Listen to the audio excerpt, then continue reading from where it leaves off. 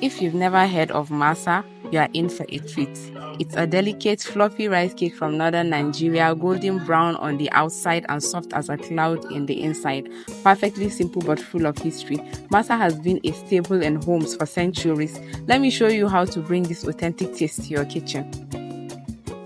Now let's get into the foundation of our masa. I'm using a special variety of rice known as masa or tuwo rice, which is specifically chosen for its perfect texture and appearance. This rice is very white with a smooth polished look that sets it apart from other varieties. It's the traditional choice for masa because it's low in starch, which helps achieve that soft fluffy consistency that masa is loved for. I've measured out 6 cups of this beautiful tuwo rice, washed it thoroughly and let it soak overnight. That soaking process is essential. It allows the rice to absorb water, softening the grains and setting them up perfectly. When the rice has soaked, you'll notice it's tender to the touch. I will now sieve out the excess water, wash it and add 1.5 cups of overcooked normal rice for a little extra smoothness. This step will make our masa even fluffier and lighter.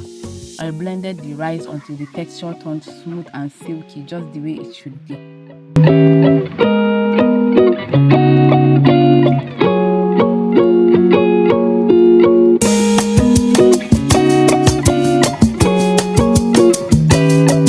Once the rice was blended into a smooth batter, I added 1 full spoon of yeast. That's what gives masa its signature rice and light, airy texture.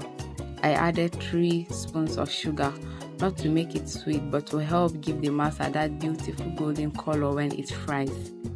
If you are making more or less, just adjust the sugar and other ingredients accordingly. And for those avoiding sugar, this small amount isn't something to worry about. The sweetness fades out completely after frying. Even people with diabetes can enjoy it. But if you are aiming for that sweet dessert-like masa, then yes, you will need to add more sugar, maybe double or triple it. Finally, I added a pinch of salt, mix everything until just combined, and cover to rest for 45 minutes. Now here is the key. For the yeast to activate well, the batter should rest in a warm place. If you are making this during the day, placing it under the sun works perfectly. If not, keep it somewhere warm. After 45 minutes, the batter had visibly increased in size. At this stage, I added 2 half teaspoons of baking powder and gave it a good stir. The batter, as you'll notice, is still thick for frying. That's intentional. That's exactly how it should be at this point. Here's a smart approach. Don't thin out the entire batter. Instead, fetch out a portion and gradually add water, just that part, stirring until you achieve a consistency that is right. This gives you room to correct it if it gets too light. If that happens, you still have the untouched thick batter to help you bring it back to the right texture. This way, you maintain control and reduce waste while aiming for that perfect masa texture.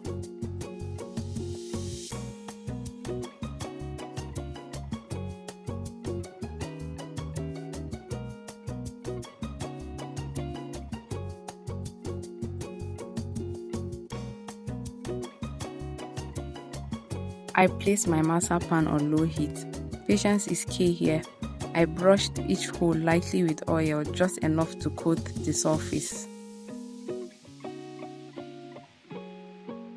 Then scooped in the batter one after the other, letting them settle in gently. As they began to sizzle softly, I watched the edges firm up and the base turn a beautiful golden color. I flipped each one carefully, allowing both sides to cook evenly. Batch after batch, I repeated the process, brushing, scooping, flipping, until the pan gave me that perfect golden brown finish.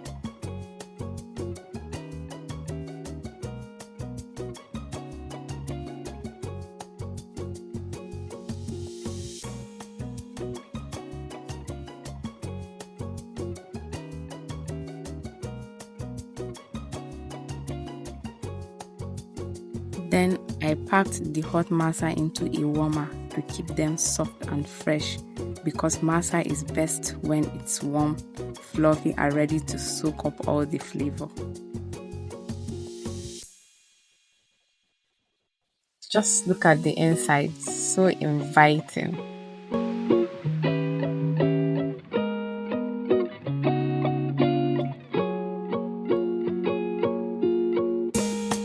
can pair it with pepper soup, vegetable soup, stew, etc. But for me, nothing beats that classic traditional soup.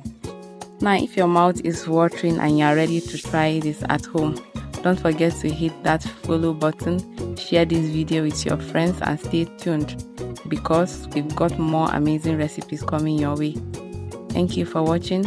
I will see you in the next one.